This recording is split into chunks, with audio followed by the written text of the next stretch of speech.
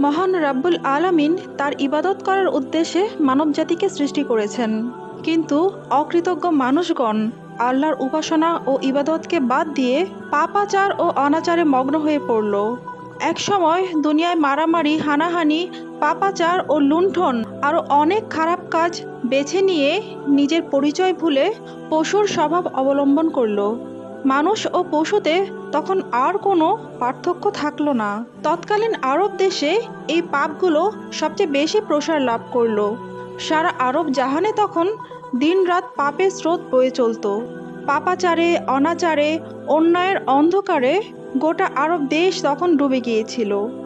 ইতিহাসে আরবের সেই যুগটিকে অন্ধকার যুগ বা আইয়ামে জাহিলিয়াতের যুগ বলা হয়ে থাকে।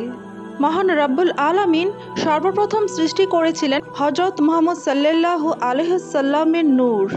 এই নূর হতে তিনি জিন, ফেরেশতা, আকাশ, পৃথিবী, বেহেশত, দোজখ অর্থাৎ সমস্ত মাখলুকাত সৃষ্টি করেন। আল্লাহ তাআলা হজরত আদম আলাইহিস সালামকে সৃষ্টি করে তার কপালে হজরত মুহাম্মদ সাল্লাল্লাহু আলাইহি সাল্লামের নূর স্থাপন করেছিলেন। অতঃপর আদম আলাইহিস সালাম হতে হজরত শীশ আলাইহিস সালাম, হজরত ইদ্রিস আলাইহিস সালাম, হজরত নূহ আলাইহিস সালাম এরূপে ক্রমশ একের পর এক করে হজরত ইব্রাহিম আলাইহিস সালামের কাছে এলো। অতঃপর হজরত ইব্রাহিম আলাইহিস সালামের থেকে তার পুত্র হজরত ইসমাইল আলাইহিস সালাম এবং হজরত ইসমাইল আলাইহিস সালাম থেকে বংশানুক্রমে ক্রমশ আব্দুল মান্নাফ হতে হাশিমের নিকট এলো। হাশিমের পুত্র আব্দুল মুত্তালিব, আব্দুল মুত্তালিবের পুত্র আব্দুল্লাহ। পর্যায়ক্রমে এই আব্দুল্লাহর নিকট এই নূর এলো। এই আব্দুল্লাহর ওরসেই বিশ্বনবী হজরত মুহাম্মদ সাল্লাল্লাহু আলাইহি সাল্লাম জন্মগ্রহণ করেন। মহানবী হজরত মুহাম্মদ সাল্লাল্লাহু আলাইহি সাল্লাম ছিলেন হজরত ইসমাইল আলাইহিস সালামের বংশধর। তার বংশধরদের মধ্যে কুরাইশ নামে একজন লোক ছিলেন। তার নাম অনুসারেই তার বংশধর হতে কুরাইশ নামের উৎপত্তি। কুরাইশ বংশের বনি হাশিম গোত্র ছিল তৎকালীন আরবে মান সম্মান, ধন দৌলত এবং শিক্ষা দীক্ষায় সর্বোৎকৃষ্ট গোত্র। হাশিমের মৃত্যুর পরে আব্দুল মুত্তালিবই ছিলেন কুরাইশদের মধ্যে সর্বোৎকৃষ্ট ব্যক্তি। তিনি জীবনে বহু জনহিতকর কাজ করেছেন। তার মধ্যে সর্বাপেক্ষা উল্লেখযোগ্য কাজ ছিল জমজম কূপ এবং পবিত্র কাবার সংস্কার করা। আব্দুল মুত্তালিবের সর্বমোট 10 জন পুত্র ছিল। তার মধ্যে 5 জন ছিলেন বিশেষ প্রসিদ্ধ, যেমন আব্দুল্লাহ, আবু তালিব, হামজা, আব্বাস ও আবু জাহেল। আব্দুল মুত্তালিবের পুত্রদের মধ্যে আব্দুল্লাহ ছিলেন সর্বগুণে গুণান্বিত। তিনি বিবাহ করেছিলেন কুরাইশ গোত্রেরই অন্য এক দলপতি ওয়াহাব লুহের কন্যা বিবি আমিনাকে। বিবি আমিনাই ছিলেন আব্দুল্লাহর স্ত্রী এবং বিশ্বনবী হজরত মুহাম্মদ সাল্লাল্লাহু আলাইহি সাল্লামের মা, অর্থাৎ পিতামাতা উভয়ের দিক থেকেই হজরত মুহাম্মদ সাল্লাল্লাহু আলাইহি সাল্লাম ছিলেন সম্মানিত, সম্ভ্রান্ত ও উচ্চবংশীয়। বিবাহের সময় আব্দুল্লাহর বয়স ছিল মাত্র 24 বছর।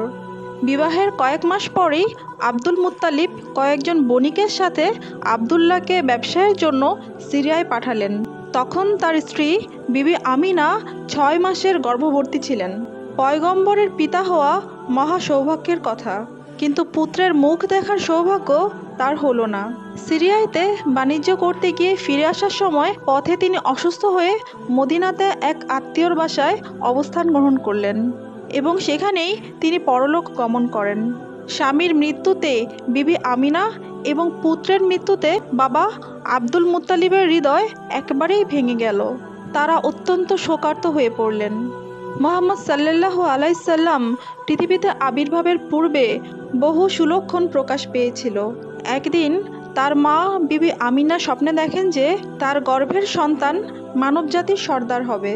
আরেকদিন তিনি জাগ্রত অবস্থায় দেখতে পেলেন তার গৃহ হতে একটি উজ্জ্বল শিখা বিস্তৃত হয়ে দূর দূরান্ত পর্যন্ত আলোকিত করে ফেলল, যার ফলে বসরা, সিরিয়া, শাম প্রভৃতি দূরবর্তী দেশগুলো তার চোখের সামনে ভেসে উঠল।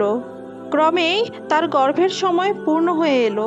এ সময় এক রাতে তিনি স্বপ্নে দেখেন বেহেশতের এক ফেরেশতা, যার রূপে ঘর আলো হয়ে গেল। ফেরেশতা বললেন, বিবি আমিনা, আপনার মতো ভাগ্যবতী নারী দুনিয়ায় আর নেই। আল্লাহর রাসূল আপনার উদর থেকে জন্মগ্রহণ করছেন। আপনি তার নাম রাখবেন আহমদ। 12ই রবিউল আওয়াল সোমবার রাতে যখন বিবি আমিনার প্রসব ব্যথা শুরু হলো, তখন সে ঘরে কেউ ছিল না। হঠাৎ কোথা থেকে 4 জন অপূর্ব সুন্দর রমণী তার কাছে এসে দাঁড়ালেন। তাদের রূপের আলোয় চারদিক উজ্জ্বল হয়ে উঠল। তাদের খুশবুতে ঘর ভরে গেল। তাদের দেখে বিবি আমিনা একটু ভয় পেলেন। তার ভয় দেখে তারা তাদের পরিচয় দিয়ে বলল, বিবি আমিনা, ভয় পাবেন না, আপনার সেবার জন্যই আমরা বেহেশত থেকে এসেছি। আপনি অন্তত ভাগ্যবতী। আপনি খোদার বন্ধুর জননী হবেন। জান্নাতের এই শরবত পান করুন, আপনার সকল কষ্ট দূর হয়ে যাবে।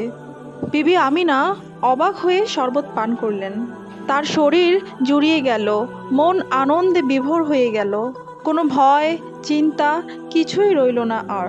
অধিকাংশ আলেম এই ব্যাপারে একমত যে নবী করিম হজরত মুহাম্মদ সাল্লাল্লাহু আলাইহি সাল্লামের জন্ম ওই বছরে রবিউল আওয়াল মাসেই হয়েছিল, যে বছর বাদশাহ আব্রাহার হস্তি বাহিনী বাইতুল্লাহর উপর আক্রমণ করেছিল এবং আল্লাহ তাআলা আবাবিল তথা কিছু ক্ষুদ্র পাখি কর্তৃক ক্ষুদ্র পাথরখণ্ড নিক্ষেপের মাধ্যমে বাদশাহ আব্রাহাকে পরাজিত করেছিলেন, যার সংক্ষিপ্ত ঘটনা পবিত্র কোরআন মাজিদে বর্ণিত হয়েছে। প্রকৃত অর্থে হস্তি বাহিনীর পরাজয়ও হজরত মুহাম্মদ সাল্লাল্লাহু আলাইহি সাল্লামের শুভ জন্মের বরকতসমূহের ঘটনার মধ্যে অন্তর্ভুক্ত ছিল। হাজ্জাজের ভাই মোহাম্মদ বিন ইউসুফের করতলে যে গৃহটি এসেছিল, সেটিই ছিল নবীজি হজরত মুহাম্মদ সাল্লাল্লাহু আলাইহি সাল্লামের জন্মস্থান। কোনো ঐতিহাসিক এটি লিখেছেন যে হস্তি বাহিনীর ঘটনা 571 সালের 20 এপ্রিল সংঘটিত হয়েছিল। এ থেকে এটি প্রতীয়মান হয় যে ঈসা আলাইহিস সালামের জন্মের 571 বছর পর নবী করিম হজরত মুহাম্মদ সাল্লাল্লাহু আলাইহি সাল্লামের শুভ জন্ম হয়েছিল। 570 মতান্তরে 571 সালের রবিউল আওয়াল মাসে 12ই তারিখ সোমবার ভোরবেলা হজরত মুহাম্মদ সাল্লাল্লাহু আলাইহি সাল্লাম পৃথিবীতে শুভাগমন করেন। তিনি যখন মাতৃগর্ভে ছিলেন তখনই তার পিতা আব্দুল্লাহ ইন্তেকাল করেন, তাই তিনি জন্মই ইয়াতিম রূপে ভূমিষ্ঠ হন।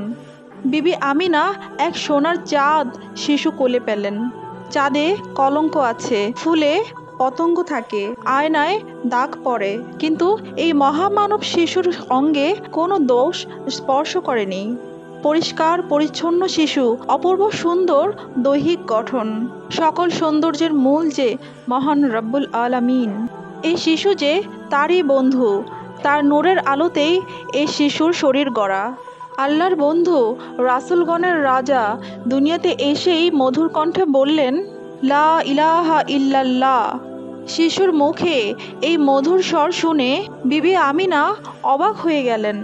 বেহেশতের সুন্দর রমণীরা বিদায় নিয়ে চলে গেলেন, আর সেই সময় আরেকখানা সাদা মেঘ ঘরে প্রবেশ করল।